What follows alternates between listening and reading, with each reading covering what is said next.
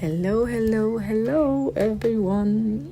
Yes, today I have the topic that Eckhart will talk about, and that's why I have at the thumbnail his dog, because he's using the wonderful metaphor of reaching our essence by connecting much easier and faster with that essence of the pets that we have at home. And yes, Eckhart has a dog, and I think it's an eagle. I'm not sure, that's why I put this picture there, but I think yes. And yeah, they're so cute. I do have 2 cats though, but yeah, I know exactly what he means and how easy it is to connect to an animal, and especially your own pet that you have at home, because they are always in open mode to be completely translucent for receiving and giving this unconditional love. They are like a generator, an observer, and a sender, a receiver and a sender of love, energy. And they are in that frequency to bring, and when you connect to them, they are in the frequency where they bring you down to their frequency. They help you to remember the healthy, joyful, relaxed frequency. This is what they do, and that's what they are there for, and that's why they are in hospitals, in schools more and more, in everywhere where there are old or sick people. Yeah, it's because they bring you, like I said, they connect you to that life frequency which heals. The life frequency heals, because life is healthy,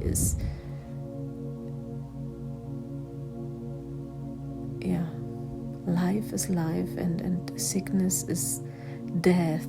And death, it doesn't mean the whole body is like death of your whole being. It could just be that it's death. Every sickness, every symptom is kind of a death wish, or a death happening, dying process happening of one part in you, one part that is not getting any attention, or that is getting bad attention, that has been pushed away because it's not accepted, not loved, not integrated into you. And that's what we have to understand.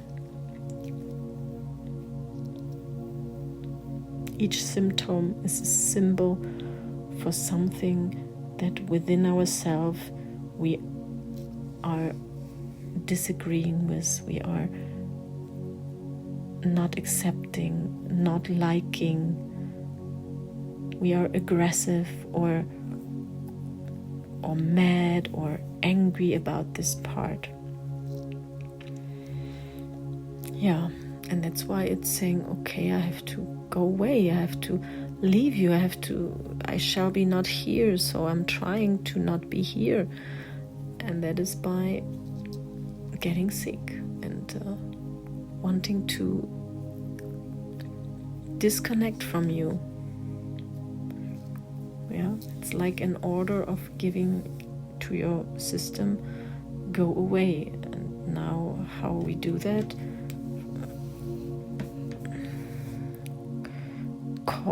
For example, causing an organ to become sick. So what is happening?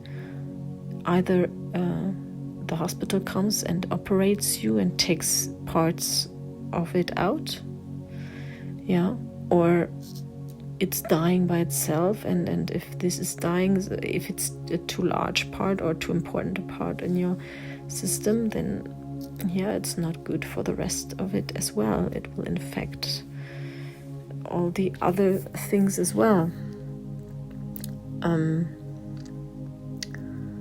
So I don't want to make this to a sad talk here, or to a too serious talk that will bring you down. So don't get me wrong here, but we have to talk about that. What is behind that? Because only when you understand that this is what's going on, and only this, there is nothing else. There's no thing like the genes are the reason, because my dad, my mom, my aunt, my grandmother, whatever, whoever had this. No. Stop believing this. This is not the case. The only case, what you're doing is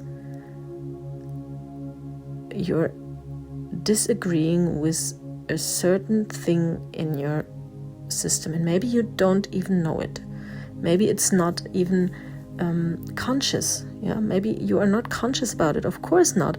If you always think, oh, it's the genes, I have bad genes, then you will not search for any other reason. You will not look for any other reason that it might cause it.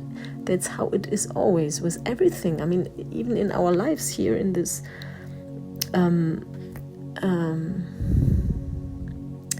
how often does someone tell you, why didn't you do something wrong in the eyes of someone? And then this person tells you, why didn't you ask? And then you're thinking, I was not knowing that I'm wrong here, that I'm doing something wrong. From my perspective, I did everything right, and I had no questions because I thought everything was right, and that is so often happening. You do something, you believe something, you think something, you feel something, and all this together, you behave, all this together, react as a reaction to something you're seeing out there or you're creating, and that is even more powerful, to something you are creating. You are creating a perspective onto a situation. The situation is a situation, but the perspective you are watching or observing or seeing or feeling about this is your doing. It is like that's another topic here. I'm mixing. I know I come from one important thing to the next important thing, but it's all connected in a way. Okay, I will keep that with the perspective thing for later, and just stay at that thing about what you're thinking, what your what the sickness and the symptoms are. And just to help you to understand it, that you have a lot more power to change it. Okay? If you go to doctors and all these institutions, it's okay, and they want to help and everything. But please, let them help you, your symptoms, your pain maybe you feel, but don't let them inform your system with what they are saying, okay? This is the only thing I want to divide here. It's good that they are there and they can help in accidentally and emergency cases, and of course when you feel pain, it's good they have medicine that you don't have to feel it that much. That's totally, it's very good that we have that.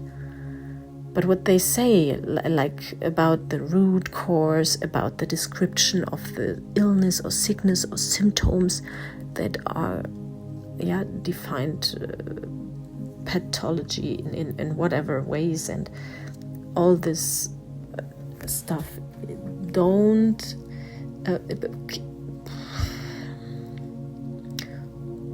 let it be where it is, in their head, in their mind, in their belief system that they have learned in schools from material that was coming actually from a period of time where it was said,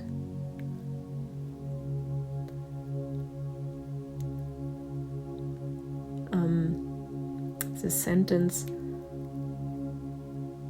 I'm thinking, so I am existing. I'm thinking, so I'm existing. Yeah. It's all coming from only one half of our brain. Our brain has two halves. And this one half, that all this knowledge is existing here on our planet, is not on the planet, I'm not saying the planet, but here on our school system and educational system. It's all coming from that thinking mind that I think it's a right a part of the brain that is only analytical, calculatable. It's only materialistical thinking. It's actually only looking at the products, looking at what is already visible, created, but not looking into the creation process itself, beyond that, before, yeah. And that is the left side. The left side creates. The left side is the huge capacity, powerful thing that creates out of nothing. And the other part of the brain just looks at, oh, this creation, and then it wants to do something with it or around it because it can see it, that our eyes are connected with that right half, more in that analytical way, yeah, looking at things, not looking through things, looking from the essence to the outside. It's, yeah. And that's why our medical institutions and the schools and all this are not the real, well, they cannot really help be right and good. It's not possible. Only in a very small matter, in like 10%. The 90% is something where we all have to go back and come back to that connection to that left brain, that unbelievable power of really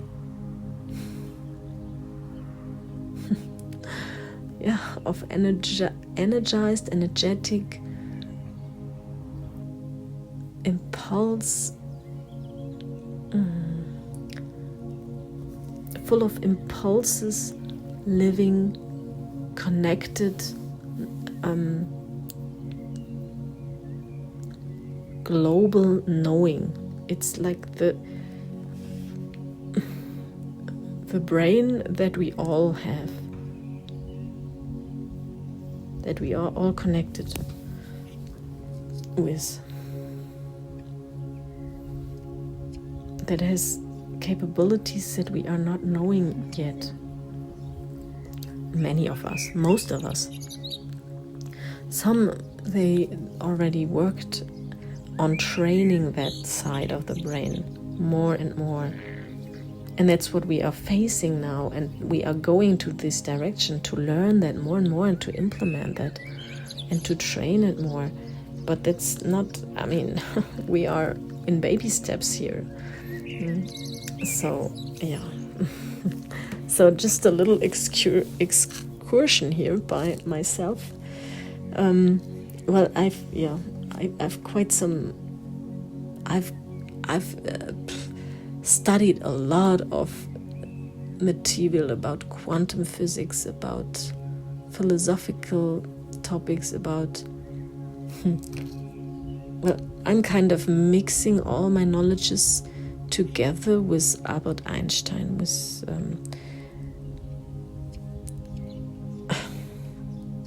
yeah, it's crazy. Yeah, with all the huge physics people.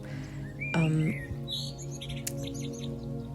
just have to think, because it's quite some time ago that I really watched many of the videos from them, the talks from the very deep scientists into physics and molecular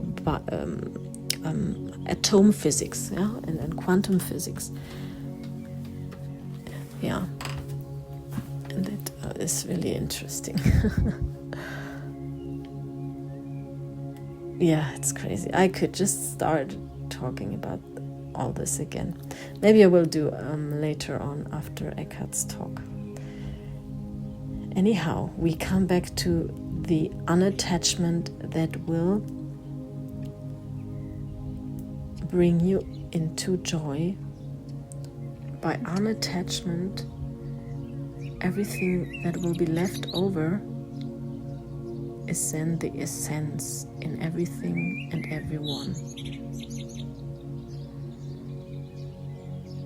And that is essence. That is pure enjoyment. That is sensing, that is intensively experiencing on a very high, deeper,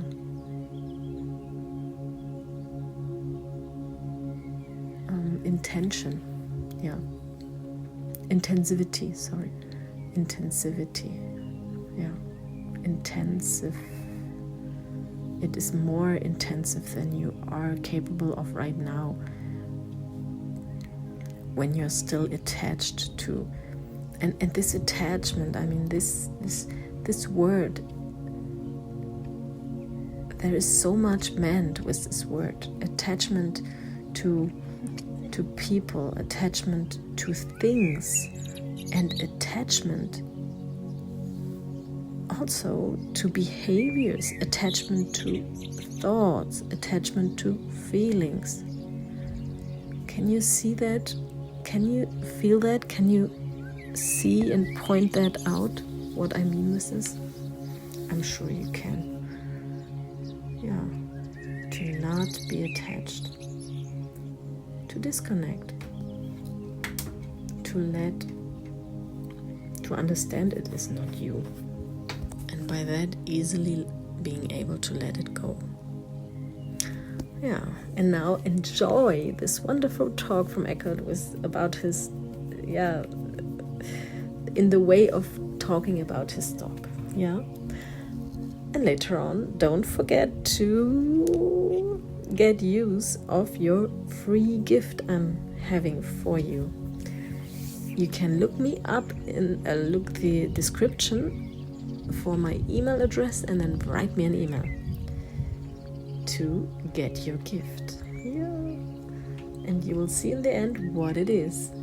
If you are here quite new, then you will have to wait for the end. If you are not, you know exactly what it is, and you just didn't take the chance yet to use it. I mean, I have over 1,000 subscribers, and I did not have 1,000 sessions here, coaching meetings with you. So come on, give it a try. You can only win. You can only win. This is it. Okay, and now I let you listen. Take your cup of tea or a warm water or a temperature, room temperature water, maybe better in these days. It's quite warm here. And then, relax, lean back and enjoy.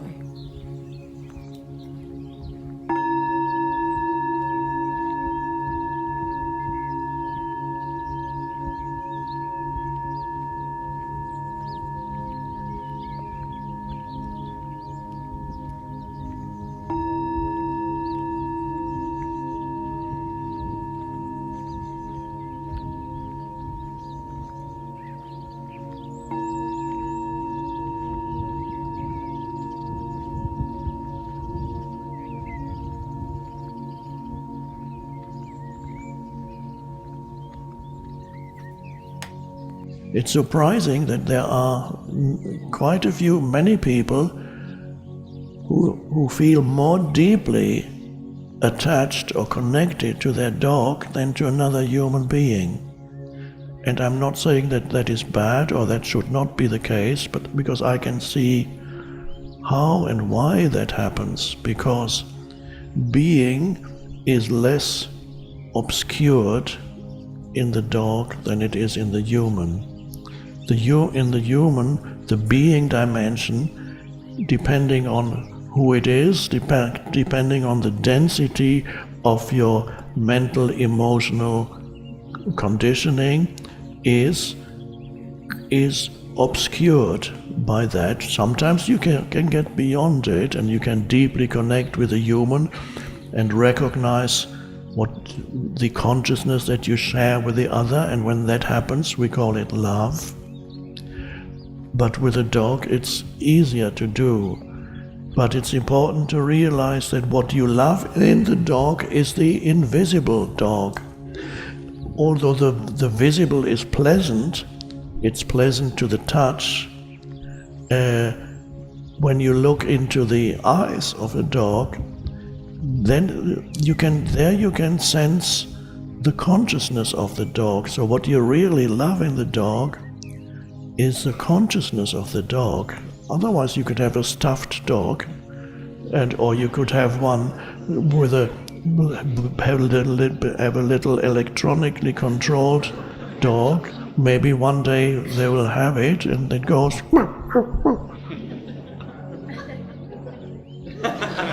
but it's not the real thing. So with a dog you look into the eyes, and next time with your next dog, realize that the essence of the dog is not what you see. You can sense it when you look into the eyes of the dog. You can sense the invisible essence of the dog, but only if you have some access to this invisible essence, the beingness in yourself. And as I mentioned yesterday, probably, it happens that even people who normally don't have access to that dimension within themselves, they feel drawn to the dog or the cat, because for very briefly the dog or cat, by connecting with the dog or cat, very briefly it enables this person to have a glimpse of being within themselves. And this is why, I don't know if there's a little book that I produced together with a cartoonist, and since I have a bad memory the name escapes me at this moment, and the title of the book is Guardians of Being, and it's mainly about dogs, but I believe there are also some cats in it, and it's based on a few quotes of things I have said or written, I don't remember what, and wonderfully inspired drawings that go with the text. So, and I call dogs guardians of being for humans, because I have a theory that millions of more humans would go insane without their dogs. Their mind would just, they provide a kind of anchor into the realm of being. So the realization that the essence of the dog is invisible and also indestructible. And then you still love the dog, but the excessive attachment to the form of the dog might not be that strong anymore. You will still be sad when the dog passes away, but you won't be devastated. This applies now obviously also to humans. When you connect, we are deeply connected with another human being. One of the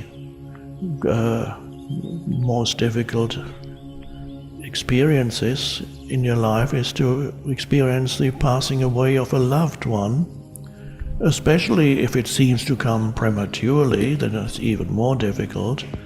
And therefore, it is advisable that at all times you keep alive within yourself the realization that this human being is essentially a being, and the human is only a very small part, and this human being is essentially invisible, and what you love in him or her is invisible. Love is the recognition that you share the same essence. And this essence, we could call it consciousness. It doesn't matter what name we give it, but that's what you share. But you recognize yourself, the essence of yourself, in the other. Yeah, and now thank you very much for this cute explanation of this unattachment and this essence that is just left over when you get unattached, which is a lot easier with our pets, as Eckhart said as well. And I totally agree. Yeah, we connect so many stories with the people, especially the ones very close to us. Yeah, we connect many stories with them. We have many experiences, many things going on with them, and we are using language to talk, and we are expecting support, we are expecting many things, many behaviors, and from a pet we don't expect anything, and it cannot talk, it cannot tell you a story or something that you are not agreeing with. It can't. Yeah? So this all makes it so easy, to just feel that essence and just become connected to this warm, loving heart of it, and open your own heart for it. As I said in the beginning, it's this frequency thing, and this energy thing of this unconditioned love. And of course, as a pet, has not all these these businesses, being busy with all these things that a human being is. So it is a lot more grounded and a lot more connected to that healthy and joyful frequency than we most of the time are. We can come into that state. That's why I wanted to stop here to say that we never get to. It's not right. We do, but we need to use techniques here in our modern world to reconnect. Either go for a walk many times, but who has that time? Not so many people.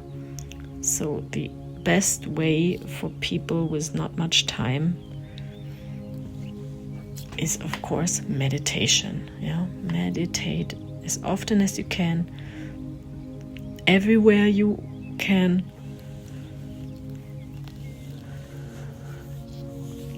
You can just sit down anywhere you are, hold your hand to your breast, and close your eyes and breathe and scan through your body. That's what you can do, and that is already meditating.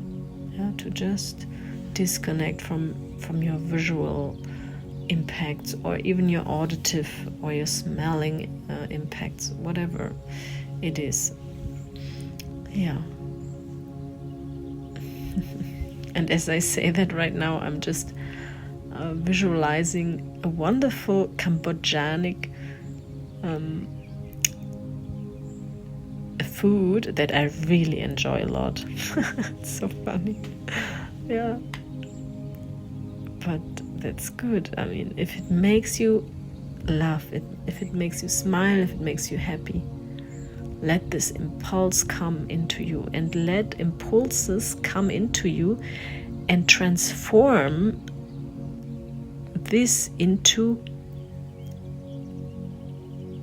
expression. Yeah, that's what we are there for. We get an impulse and we are forced to express that impulse by painting, by writing a book, by giving a talk out, by or whatever, talking, as I said, by dancing, by, you can express yourself in so many ways, by giving love to someone, doing something wonderful for someone, buying flowers and or baking a cake and just for the joy of it. Yeah, that's what we all have to learn, to calm down in ourselves, to calm down these waves in us, so it gets a little bit more still in us, and we can hear these impulses coming. Yeah, these wonderful, joyful bringing impulses. Yeah, and that is the essence. I mean, when I pet my pet, when I pet my cat, when it comes to me and it's snoring, and then I pet it, in this moment I'm getting so calm and relaxed that then I get an impulse like, oh, I could eat an ice cream, or I could go and take a bath. Yeah, when you are relaxed, there are impulses coming that, yeah, that do you more good. Yeah, and that's what's there for. Yeah, and now, what is your free gift? I'm not gonna talk too much here. Although I would like to share some more things about this left and right brain half here. I have a lot more to say about that, but I will keep that for the next talk. Yeah, so take your gift. What is it? It's a free coaching session with me. Yes, unbelievable, but true. Yes, my paid clients, they would say, oh, if I would have known that, I would have loved to have another one, additional coaching session with you. But you get it for free here, without even knowing me, without having ever had a program with me. Yes, isn't that great? And of course we have to look up the time schedule when it fits in, of course, but we will find a spot, huh? Yeah, so yeah, and the last one, of course, I'm not gonna forget that. Who are you? Who are you? You know, or you don't know yet, but you will know. I tell you now, right now. You are the lottery win in your life and the life of all the other people around you. So take your inner self, inner being, and express it. So this lottery win can do what it is there for, being a lottery win that people are crazy about, getting crazy about, yeah, in whatever direction. They could get crazy about you in a yeah, let's say in a negative feeling way or in a positive feeling way, but it's their thing, not yours. And you're the gift, no matter if it's causing a good feeling or a bad feeling, even to the one with a bad feeling, and to actually that one even more so, because then they get the chance to look at where they are still limited, where they are still limiting themselves. And either they will understand it one day and you will help them. You are one puzzle in their puzzle. You are one puzzle piece in their huge puzzle on their path to fulfill that whole puzzle. Okay? All right. And now I wish you a wonderful day, good night, or whatever time it is. And may you enjoy every moment in your life. Second, minute, hour, day, week, months, year. Just simply all the time, as much as possible. Okay? 80-20 is okay during the day. If you want to start with 80-20 percentage, 80% good, 20% not so good. But that's okay.